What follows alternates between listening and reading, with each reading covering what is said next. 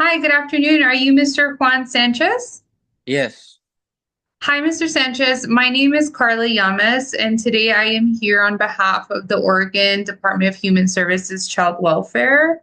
I am here today because we had received a report for some concerns of it appears to be excessive discipline and discipline with the use of a belt, resulting in marks. Is now a good time to talk about that with you? Yeah. Okay. So what was specifically reported to us, Mr. Sanchez, was that you had, in an attempt to discipline Jonathan, had used a bell, which resulted in marks across his bottom thighs. And so I kind of just wanted to see if maybe we can talk about that and talk also a little bit about your disciplining practices with Jonathan. Sure. Okay. So I do just want to let you know, Mr. Sanchez, because I like to be very honest with my clients, that I did speak to Jonathan at school today in regards to the concerns. And I know that that can kind of be a little bit frustrating sometimes, but I do just want to give you that heads up in case he does come home and notify you about that.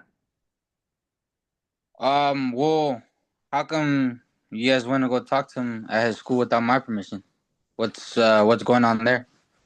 So, Mr. Sanchez, typically when we receive a call of concern for the kids, we do want to be mindful about the area and the environment in which we speak to them. Unfortunately, home is not always a safe place for all kids. And so we definitely want to be mindful of that, especially when there's concerns of physical abuse with current marks.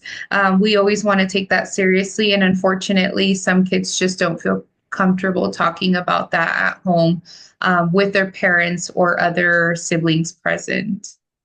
Um, I didn't know disciplining was abuse. Last time I checked, using a belt is a normal way of disciplining my child.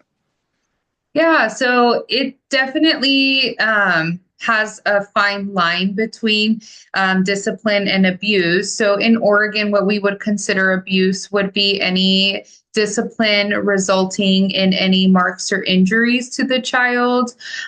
Typically in Oregon, it is kind of a general rule of thumb for child welfare. For you to be able to spank your child, it is recommended that you use your hand so that way you can also feel the amount of force that you're hitting your child with. And our general rule of thumb is that if your hand hurts after the spanking, then it was probably a little bit too hard. Anytime that we do have any active injuries, it is something that we look into here in Oregon because if those injuries were to cause harm to the child, in the state's eyes, it is to the point where it is called excessive and abuse. Um, I didn't know spanking was gonna cause any kind of damage. It's kind of a neutral area. It's not like I broke his leg, dislocated his leg, his arm, nothing. No, I just spanked him. So with the belt. So and I am not understanding the abuse here. Okay. So, can you explain to me a little bit about the incident that happened and maybe us walking through it step by step can kind of help clarify some of the misunderstandings that we're having between us? So, can you just kind of walk me through what happened this last time when you disciplined Jonathan? Oh yeah, uh, he was getting a little attitudey with me, back talking me, and my previous experience when I like not my like when I would do that to my father, he would spank me, and to me, I didn't see that as abuse. It's him bad mouthing is disrespecting me, so therefore me using the belt and that disciplining him, showing him that you do not disrespect me or any elder. Yeah, so with that, I understand that it could be very frustrating, especially when you're trying to, I guess, rein in some of that attitude that sometimes kids can have. Um, but there are additional disciplining practices that may be a little bit more appropriate for the situation. I would just hate for you to continue the use of physical discipline and for it to result in you actually getting founded for abuse or having any law enforcement involvement because of the concerns. And I only say that because most of our reports that involve physical abuse with resulting marks and injuries do get cross-reported to law enforcement. So that is something that I would like to help prevent for you in the future. And so hopefully just by me providing that information for you, it can kind of help clarify where that fine line is here. Again, we're not saying that you cannot spank your child because you are a parent, you have that parenting right and that decision. I just would like for you to keep in mind that if you are going to be using any objects, it is more likely to result in a mark or bruise versus when you use your hand, you can actually feel the impact on your hand and how hard the effect is to the child. Okay. And Mr. Sanchez, I did notice that you had mentioned that this is something that you grew up with in regards to your parents' disciplining practices. Is that kind of why you adopted this exact form of discipline? I just don't see no problem with it. It's just because my dad did it and I do it. It's not like, oh, I'm gonna just do it because he did it. No, it's been like that for, I'm pretty sure, generations of other families, that you discipline your kid by either a belt, your hand, or it's almost like it's culture. But there's no it's not like I do it for the fun. I do it to let them know that there's consequences to being disrespectful or being um yeah, like just disrespectful. Yeah, and I can definitely understand where you're coming from as somebody who was also raised in that type of culture. I can understand why, some people pass it down generations to generations.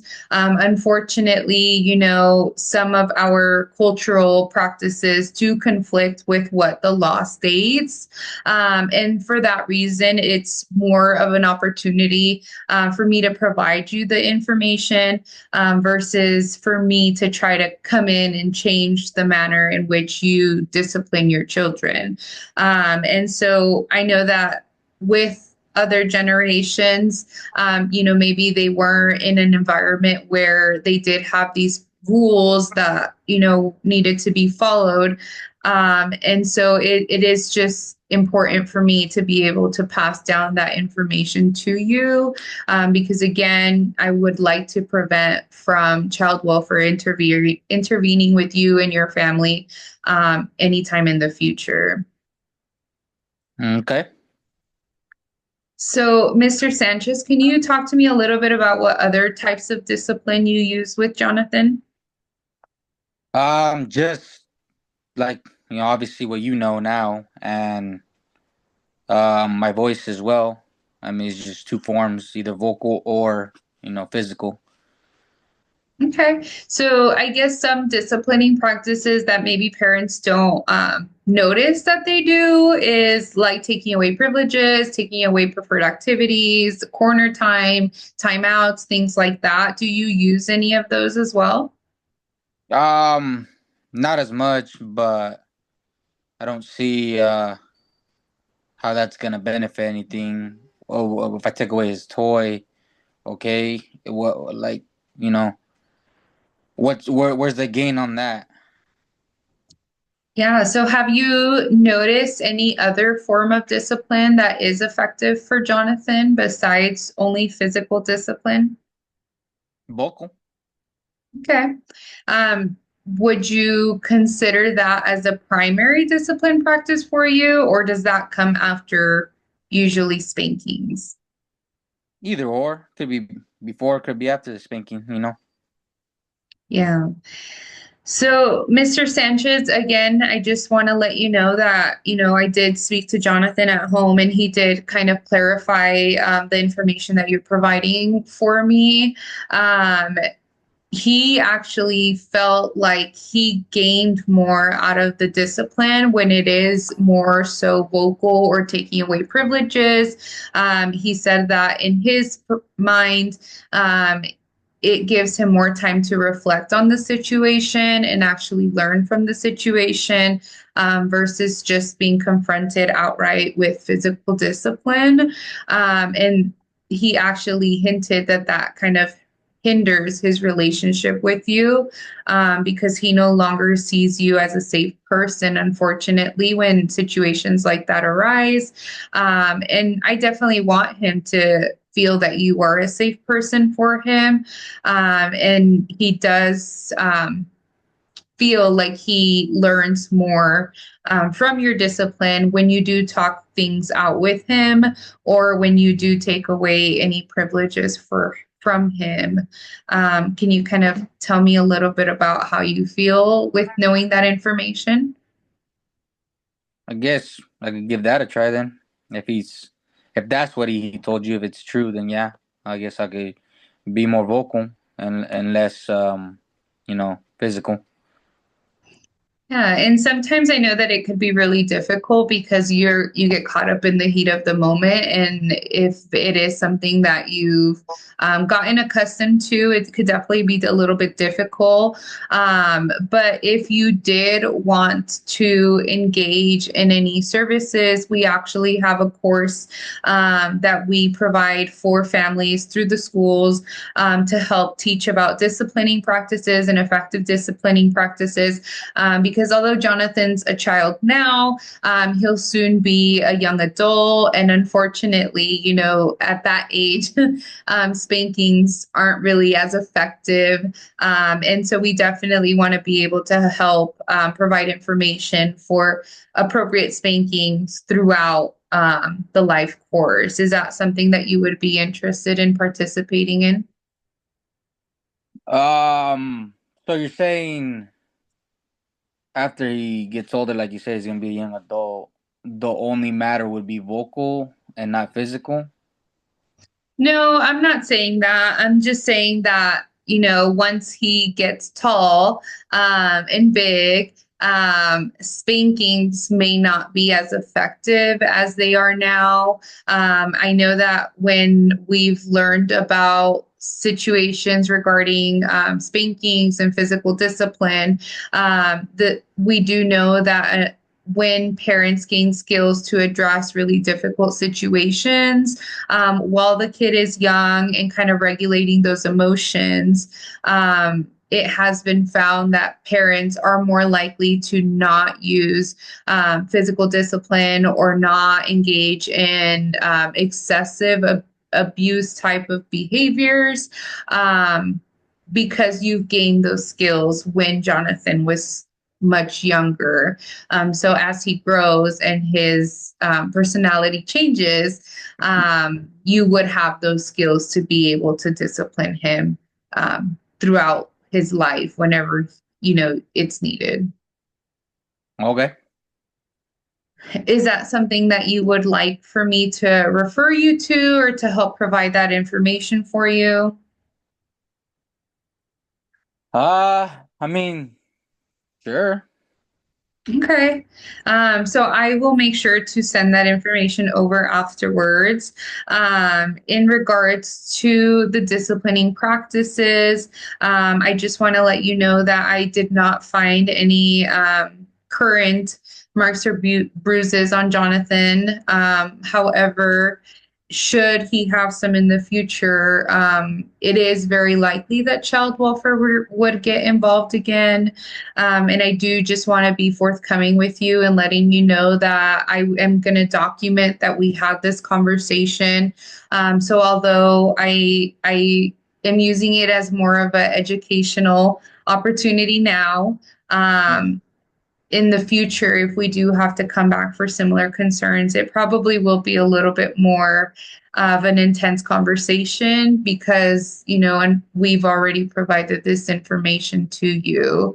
And I, again, want to prevent that from happening. But I do just have to be forthcoming with you in regards to the information that will be inputted in the assessment, and just with future occurrences, it is going to look a little bit different than our communication today. Okay. Okay. Did you have any questions or concerns about anything that we discussed today, Mr. Sanchez? No, not at the moment. Okay.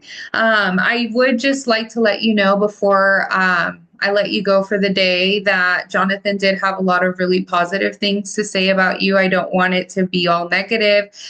He really did talk about you in a good light. And unfortunately, I had to become involved today. But other than that, it sounds like he has a lot of love for you and you have a lot of love for him. And I know it could be really difficult managing discipline in specific situations where there's a lot of feelings. But just know that he had a lot of really positive things to say about you and the family in general. Hmm. And so, yeah, I just also like to share the positives as well. Okay. All righty. Well, thank you so much, Mr. Sanchez, for your time today. I really appreciate it. And I hope you have a wonderful day. Okay. Thank you.